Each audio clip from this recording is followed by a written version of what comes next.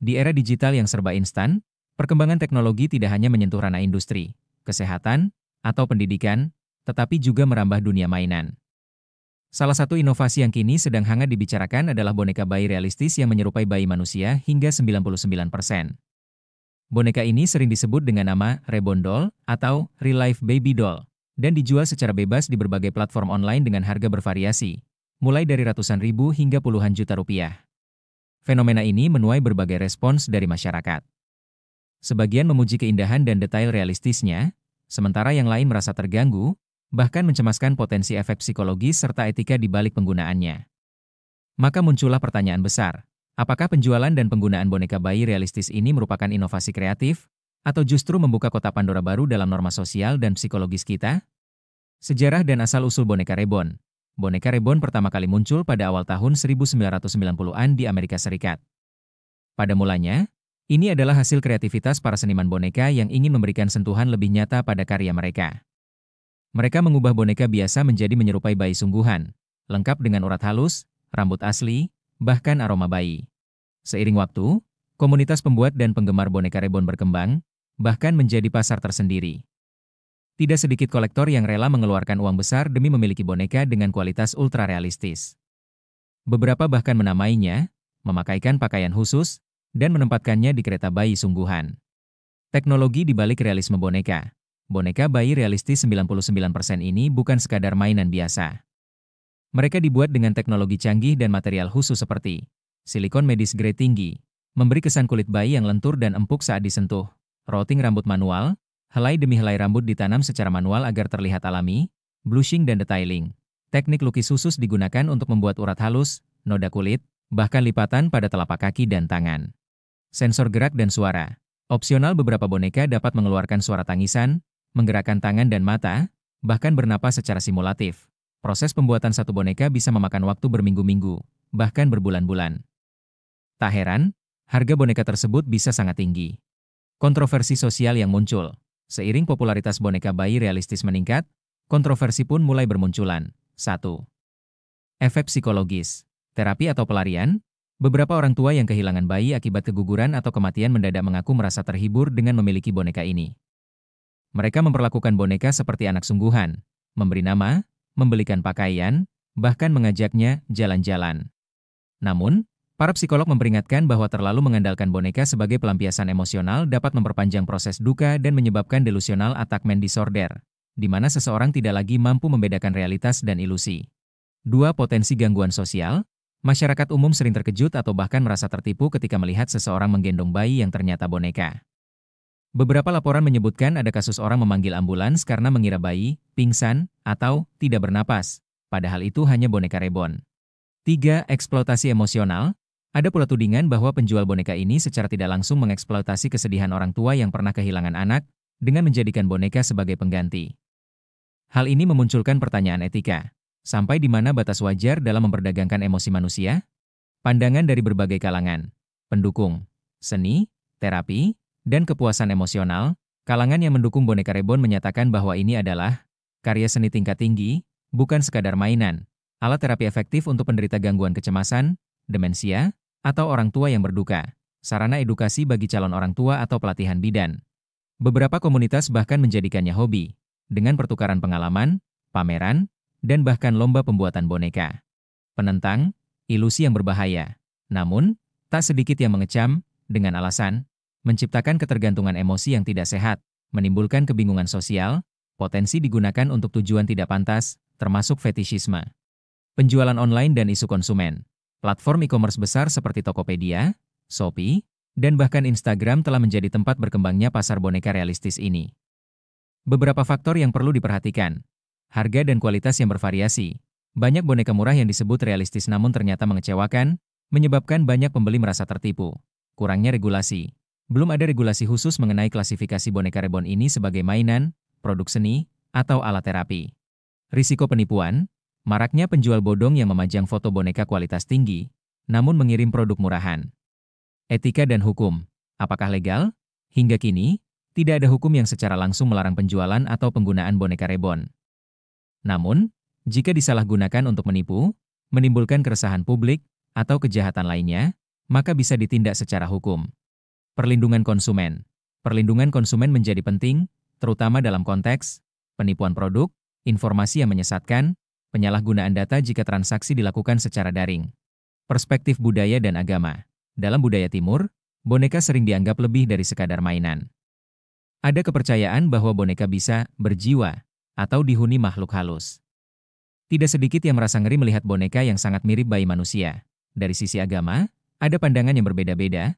Islam cenderung membatasi kepemilikan boneka yang menyerupai manusia secara utuh, kecuali untuk tujuan pendidikan atau medis. Kristen umumnya netral, tergantung pada niat pemilik. Budaya lokal di Indonesia sering mengaitkannya dengan hal mistis, terutama jika boneka diperlakukan seperti manusia sungguhan. Masa depan boneka reborn. Dengan semakin canggihnya teknologi AI dan robotika, bukan tidak mungkin dalam waktu dekat boneka ini bisa berinteraksi secara cerdas dengan suara dan ekspresi, mencatat emosi pemiliknya, bahkan merespons sentuhan atau pelukan, terhubung dengan aplikasi smartphone untuk memantau aktivitas atau jadwal perawatan. Namun, ini juga membuka potensi penyalahgunaan yang lebih besar. Kecanduan terhadap boneka bisa menyaingi hubungan manusia nyata. Dan ketika boneka bisa menggantikan interaksi sosial, apakah ini pertanda kemunduran atau kemajuan? Apa pandangan Anda? Pro atau kontra? Apakah Anda menganggap boneka bayi realistis sebagai bentuk seni dan terapi yang sah? Ataukah Anda melihatnya sebagai langkah terlalu jauh dalam dunia simulasi yang mengaburkan batas kenyataan? Setiap individu tentu memiliki pandangan masing-masing. Tapi satu hal pasti, fenomena ini telah membuka diskusi luas tentang batas antara kenyataan dan imitasi, antara terapi dan pelarian, antara kreativitas dan manipulasi. Menjaga keseimbangan. Boneka bayi realistis 99% adalah hasil dari kreativitas dan teknologi yang menakjubkan. Namun, seperti pisau bermata dua, inovasi ini membawa potensi manfaat sekaligus risiko. Kuncinya terletak pada niat dan penggunaan. Jika digunakan untuk seni, terapi, atau edukasi, boneka ini bisa membawa nilai positif. Namun, jika digunakan secara berlebihan, tanpa pendampingan psikologis atau sosial yang memadai, bisa jadi malah membahayakan. Sebagai masyarakat yang terus berkembang, kita perlu membuka mata dan pikiran terhadap fenomena baru ini.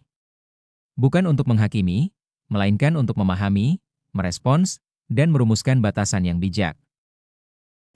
Ada bayang-bayang di setiap malamku, menanti harapan yang tersisa. Terkadang langkahku terasa berat saat mimpi tak seindah nyata. Dalam gelapku mencari jalan, menggenggam erat harapan yang ada. Meski badai tak kunjung reda, ku tetap bertahan dengan doa. Di persimpangan hidup kedatang silih berganti, ku yakin ada mentari yang menanti, tak menanti. Waktu terus berjalan tanpa henti, meniti hari dengan langkah pasti. Kadang terjatuh namun ku bangkit lagi, menyusun mimpi yang pernah terhenti. Dalam gelap titik, dalam gelap ku mencari jalan. Meski badai tak kunjung reda, ku tetap bertahan dengan doa. Di persimpangan hidup kedatang silih berganti, ku yakin ada mentari yang menanti, tak menanti.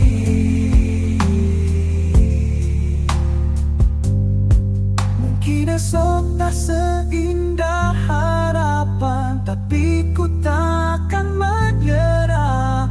Dengan cinta dan keyakinan, ku kan temukan jalanku kembali. Meski badai tak kunjung reda, ku tetap bertahan dengan doa. Di persimpangan hidup kedatang silih berganti, ku yakin ada mentari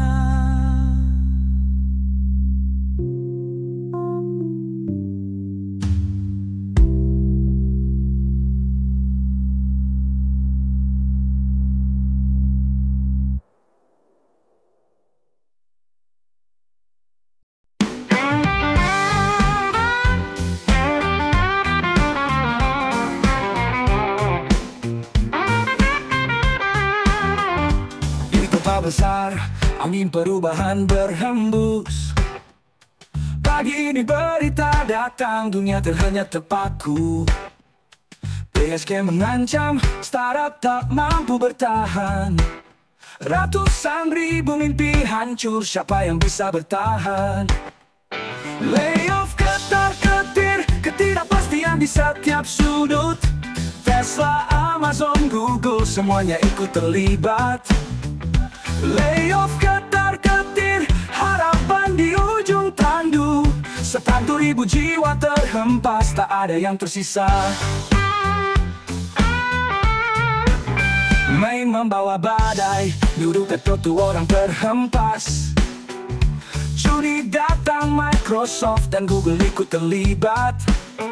Kehilangan pekerjaan, mimpi-mimpi yang terberai. Di industri teknologi, siapa lagi yang bakal terkena? Layoff ketar-ketir, ketidakpastian di setiap sudut. Tesla, Amazon, Google, semuanya ikut terlibat. Layoff ketar-ketir, harapan di ujung tandu.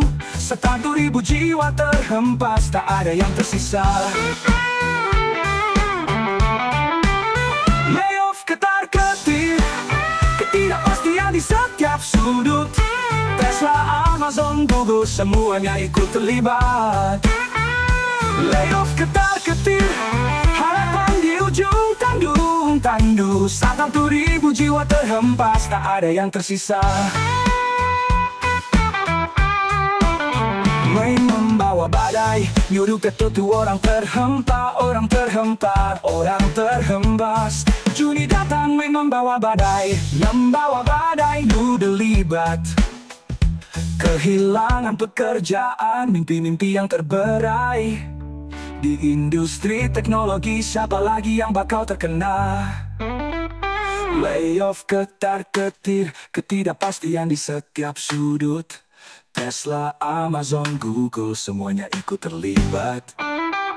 Layoff ketar-ketir, harapan di ujung tandu. 100.000 jiwa terhempas, tak ada yang tersisa.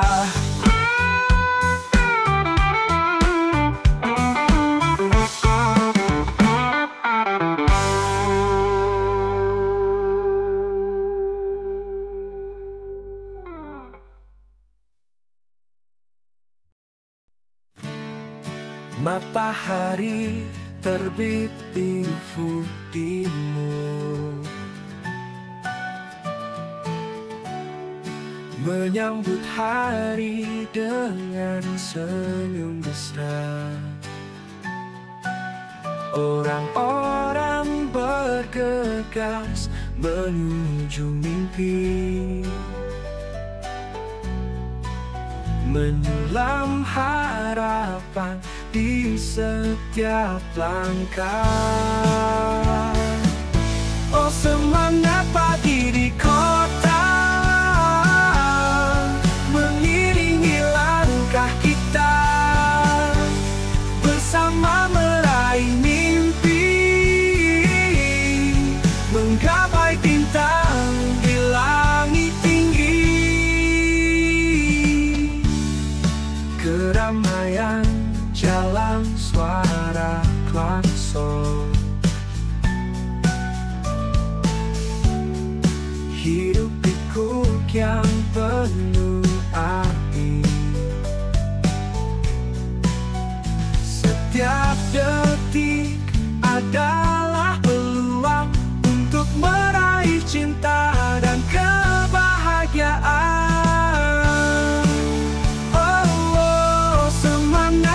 Di kota, mengiringi langkah kita, bersama meraih mimpi, menggapai bintang di langit tinggi. Oh, saat lelah datang menghampiri, ingatlah kita tak sendiri. Semua perjuangan ini kan berbuah manis nanti.